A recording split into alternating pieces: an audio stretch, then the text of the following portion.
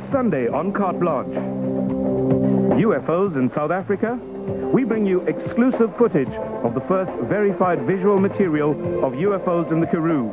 Because UFO's in left. Jacques grabbed his video camera and ran outside. Hallo, Jacques.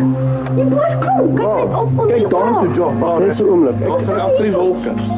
Kijk op. Waar die fok is die goed nou? Hier voor my, Jacques, hier. And I started filming the minute I came out and I saw these objects. As I'm familiar with aeroplanes, I immediately realized that these weren't conventional aircraft. I realized that it was something strange. Ja, hier kom nog. Kijk jullie helder hier in die achter. Wow, hier zie je fire. En het lijkt zeker. Kijk, hier val je. Wow. Hier. Je zou net hier bij. Hier kom out. I thought the UFOs because there couldn't be something else. Were you scared? No, not really excited. Wow, het jou ooit gesnoel like hoe UFO? Ze zeiden. It's unexplainable. Anything, it could be anything. I just see a little white thing in the sky that says to andere kleren.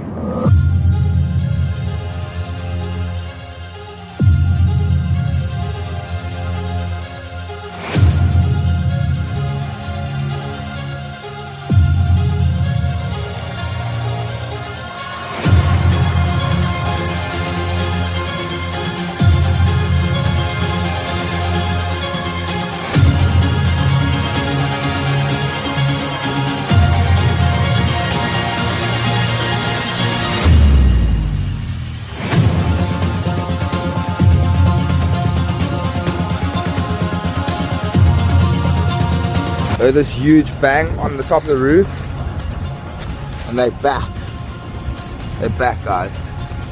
Can someone tell me what this is, please? Oh my gosh.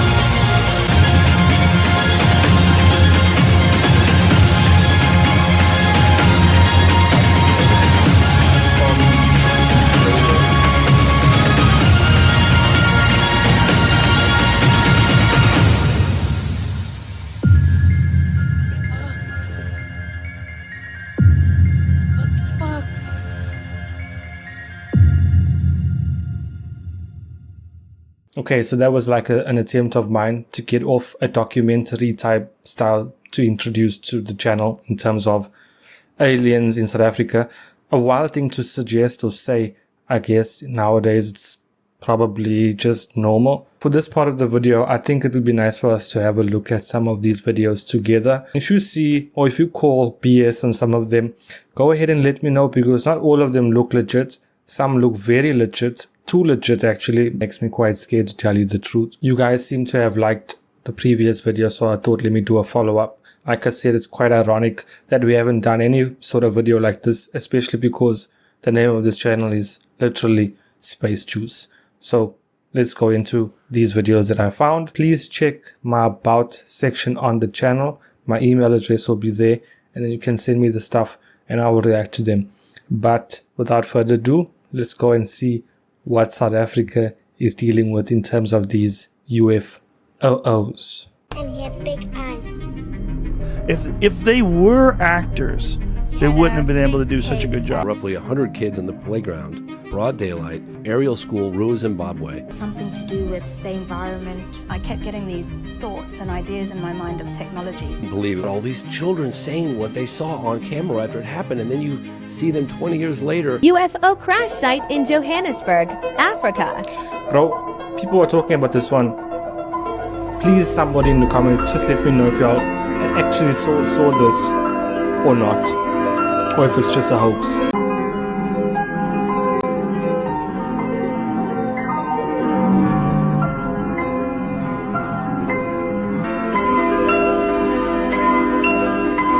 is that, bro? There's some, I think, yeah. From curiosity to confusion. This is like a live feed of it. Motorists and passers-by are fascinated. What is that? In May of 2011, numerous citizens of Midrand, South Africa began reporting seeing things in the sky. The reports were eerily similar, lending credence to this recent UFO sighting. According to reports, witnesses claimed to have seen anywhere from 1 to 7 orange lights floating high in the sky. The witnesses were alarmed by the lights and reported their sightings to authorities. The official explanation for the lights was that the witnesses were actually spotting evidence of a small meteor shower. Officials claimed that with all the end of days predictions that were circulating at the time, people were more likely to become aware of the residual light from meteors, though it was actually a fairly common occurrence. What do you think? Can these lights in South Africa be easily explained as meteors? The numerous people who saw them certainly don't believe so. Doesn't look like. There's the actual footage. Okay, that could be like a stream of combustion. UFO sighting Cape Town. I suppose. But that's broad daylight, my G, that's broad daylight.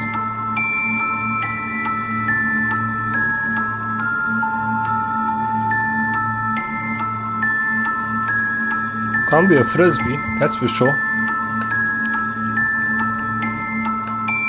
What do you guys think, bro?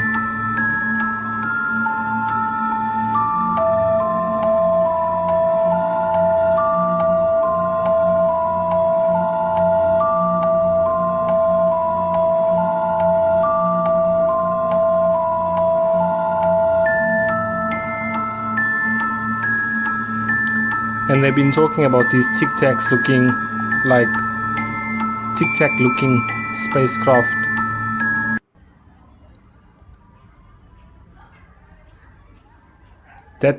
That can't be a star, bro. Use the moon as a reference point to see if it moves.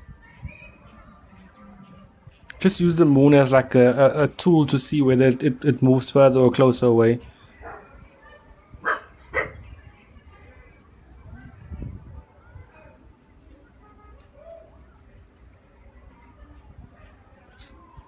You people, there's some strange shit going on, but you don't listen. Come outside of your house, and if you don't see 4 stars in alignment, if you don't see 4 stars in perfect alignment, I don't know where you are. If you're in Zambia. That can be explained. But right now, if you come out of your house, you're going to see 4 stars in perfect alignment. You tell me what is that?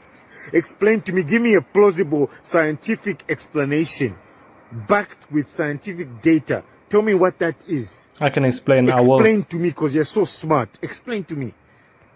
Most of you don't even know half or quarter what's going on this planet.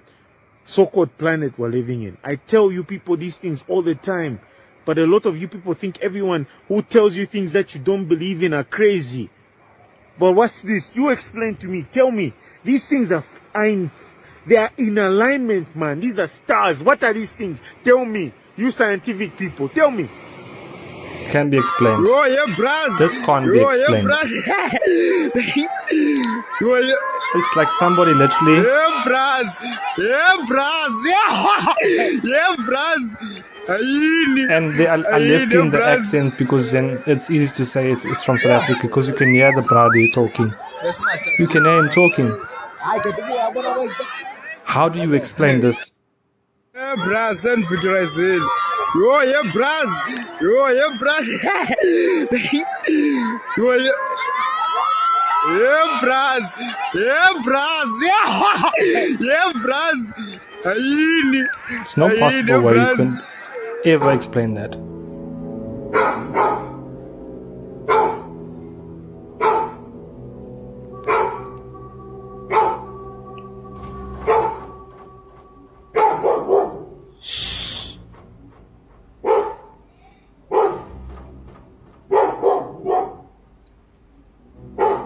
What we're witnessing is a different manifestation of the consciousness spectrum. I mean, we have now an understanding of quantum mechanics and the fact and string theory tells us that there are at least 12 dimensions, maybe even more. And then the question that emerges on the table is whether, in fact, some of what we are witnessing is coming from those other dimensions, whether these interstellar visitors, extraterrestrial craft are in fact coming from those other dimensions. And that immediately puts a very interesting question on the table. We are functioning in a three-dimensional reality framework. And these UAP, UFO, are actually seem to be breaking the laws of physics, the way we understand them at this moment in time.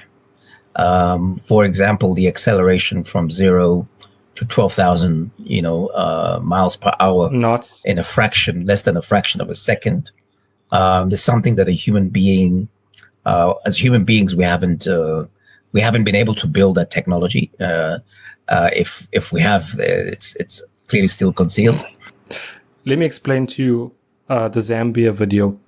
That is clearly just probably stadium lights forecasting or shadowing over something.